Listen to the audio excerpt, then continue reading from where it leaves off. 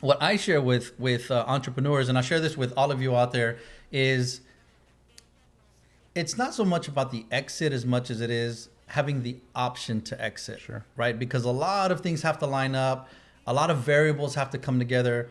The market has to be right. The timing has to be on point.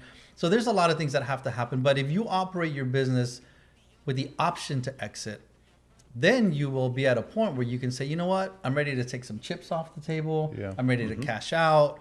What does that look like? And now I'm prepared, because we talk to people all the time who say, I want to exit my business. But what they don't realize is that they have to prep their business for the next 2 to 3 years just Sure. to create that transferable value.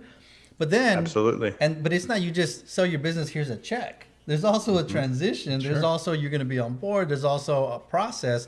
So it could be 5 years out. I've talked to people who were 70, 72 years old and who are just now thinking about what that exit is going to be. And when I told them about that timeline, they're like, oh man, now I'm going to be 77 before I can get out of this. And it doesn't sit well. That's an important point, because there's things that change in people's lives and they're not expecting it. And they need to have their business in a way that is transferable. Let's say, for example, somebody's going around operating their business and this pandemic hits and they're thinking to themselves, man, life's precious. I don't want to spend the next 30 years running this business. It's been fun building it.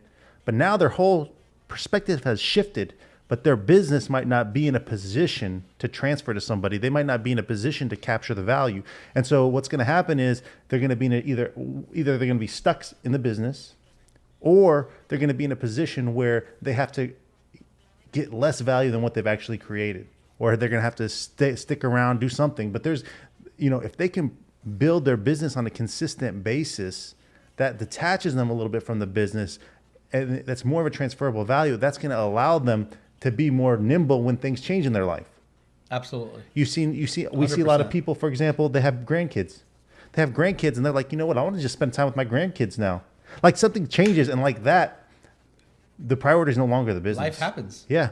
And so you can't just, like you said, just decide that, okay, now I'm going to start, because maybe 5, 10 years, maybe 3 years from now, I want to sell the business. You never know when that's going to hit. Maybe there's a change in your industry where it's like right now your value is the highest, but if you can't transfer the value, like what are you doing? So yeah.